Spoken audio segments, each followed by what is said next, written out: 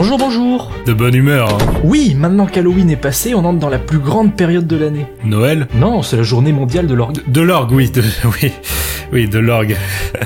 Mais non, de l'orgue. Tiens, le script. Mais c'est bientôt la fête et j'ai pas encore acheté de cadeaux, on pourrait pas prendre des vacances? Oh, t'as le temps avant Noël. Hein? Quel rapport?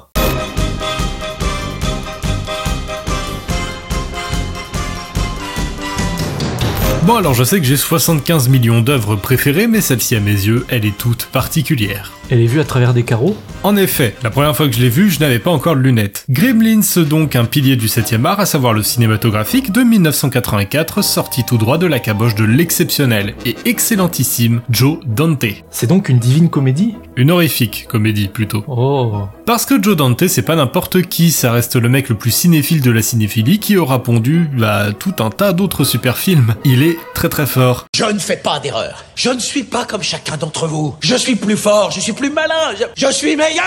Comme les banlieusards que je trouve trop cool avec Tom Hanks en 89, l'aventure intérieure qui est fou, je trouve, en 87, et l'exceptionnel Les Looney Tunes passent à l'action en 2003, et non, je ne rigole pas, ce film est extrêmement cool. Une filmographie incontournable que je recommande à tous et toutes, ou du moins à celles et ceux qui s'intéressent un peu au cinoche, parce que tous les films de Joe Dante, c'est un univers à part entière. Mais trêve de blablatage, à toi. C'est-y qu'est-ce que bien donc que Gremlins?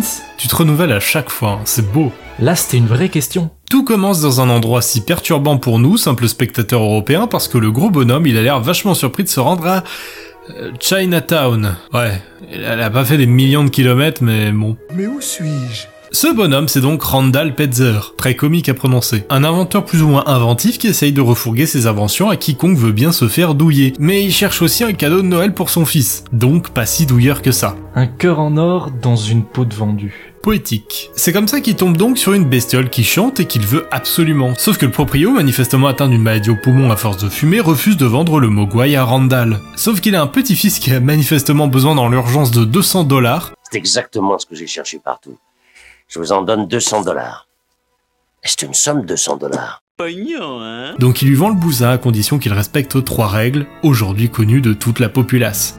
C'est pas parce qu'on a rien à dire qu'il faut fermer sa gueule? Ça c'est pas une règle, c'est le titre d'un film. Eh ben je les connais pas. Ne pas les exposer à la lumière du soleil, ni à la lumière tout court d'ailleurs, ne pas les mouiller et ne pas les nourrir après minuit. Sachant tout ça, on passe donc sur le plateau de Retour vers le futur parce que Dante, c'est un peu le poulain de Spielberg et cette illustration est affreuse. Pourtant, je me suis bien amusé à le faire. C'est une horreur. Bref, nous voici donc soit à Hill Valley, soit à Kingston Falls, c'est comme vous voulez, où l'on fait la connaissance de Billy, employé dans une banque avec l'introduction de tout un tas de personnages, à commencer par Barney, un chien, un formidable chien, il est magnifique, je l'aime beaucoup, et de Kate, une collègue de Billy, et on devine facilement que l'un en pince pour l'autre, et vice versa. C'est pas très éthique, quoi, ça reste un chien.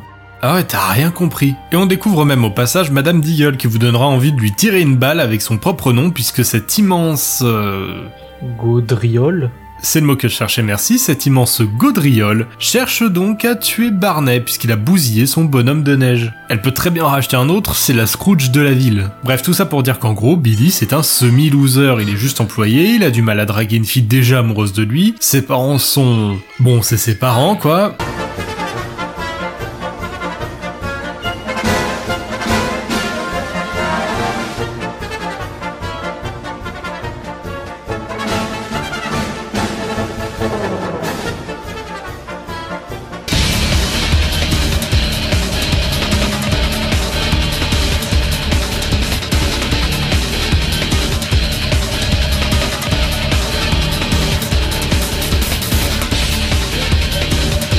Et sa maison est une catastrophe, tout se casse la gueule et rien ne tient la route. Bah normal, c'est pas le but d'une maison, sauf dans la soif de l'or. Là oui, la maison elle prend Une effectivement fatigue. la route, Mais, enfin, c'est et pas oui, le il y a un propos, mais, la sinon route, il y aurait pas de film, ça devient moins un loser lorsque son père lui offre la fameuse bestiole à $200. Le petit, mais néanmoins très célèbre Gizmo. Les règles sont transmises et la vie continue. Gizmo s'éduque à la télé et au BD, fait de la musique, mais un drame est vite arrivé, et c'est après une visite du bon ami de Billy, très souvent déguisé en sapin de Noël d'ailleurs, que la première règle est transgressée, ce qui est le but d'une règle. Ils ont mangé Gizmo après minuit? C'est même pas la bonne règle.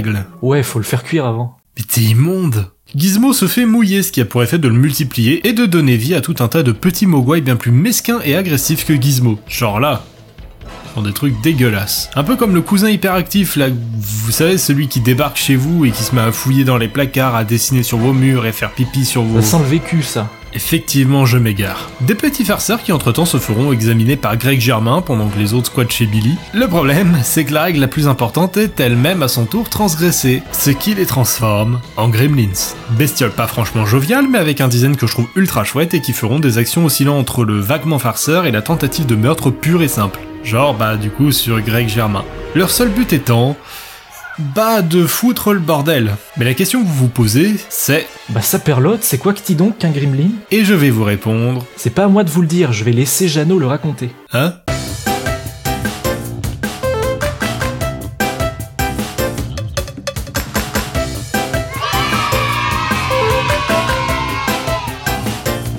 Un gremlin, à la base, c'est une petite créature imaginaire qui aime bien farfouiller dans les voitures ou les avions, les trucs mécaniques quoi. C'est une légende urbaine de l'aviation britannique durant la Seconde Guerre mondiale qu'on retrouve maintenant partout, avec Bugs Bunny, Mickey, William Shatner ou Bart Simpson.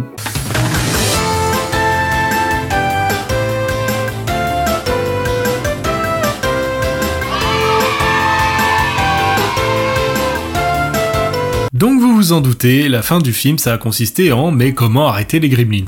en gros. Mais pour le sujet d'aujourd'hui, la fin du film elle m'intéresse pas, mais allez le regarder quand même. C'est même plutôt le début qui va m'intéresser. Je vous l'ai dit, Joe Dante c'est un cinéphile accompli. Et un univers à part entière, ça c'est vrai, mais c'est surtout un cinéphile accompli. Et qu'à voir le nombre de références qu'il cache à ses propres œuvres, mais aussi à d'autres. Regardez les posters, écoutez la musique, quasiment sûr que vous allez tomber sur quelque chose, et très souvent de Spielberg d'ailleurs. Mais il est surtout très fort pour créer une image qui parle toute seule. Il est fou. Oh que non. Dante a compris quelque chose et il applique cette chose très très bien. C'est pas le seul à le faire, mais il le fait très bien. Et c'est quoi? Les couleurs nous font ressentir des choses. Là où Joe Dante a frappé fort, c'est qu'à peine 5 minutes suffisent pour comprendre qu'est-ce qui va se passer. Exemple avec juste l'intro. Ce plan-là, on pourrait se dire que c'est tout bête, et qu'il y a simplement un accident de voiture, des gens autour, patati patata, mais non. La voiture en question, c'est une gremlin. Bon, c'est pas une couleur, mais c'est déjà intelligent d'utiliser ça. Bravo Joe. Il y a 2 couleurs qui sont mises en avant, le vert et le rouge. Mais pourquoi donc? Le vert pour évidemment faire écho à la couleur des gremlins. On les représente toujours en vert, c'est lié à eux, mais c'est aussi la couleur de la maladie et de la transformation, côté symbolique négative. C'est aussi la couleur du hasard, soit la chance, soit la malchance. Et ça représente plutôt bien Gizmo, lui est gentil, coup de bol, et les autres non. Moins de bol du coup. Donc le vert éclaire la gremlin, logique. Mais tout le reste est rouge. Rouge parce que Chinatown, je sais pas pourquoi, mais c'est toujours en rouge. Mais rouge parce que ça va être le bordel, le boxon, la foire, le chaos. Le rouge, ça donne déjà un mauvais présage. Ça dit qu'il va y avoir des problèmes, étant souvent associé au méchant, à quelque chose de pas dingue, souvent associé à la révolte, qui est un petit peu la marque de fabrique des gremlins aussi.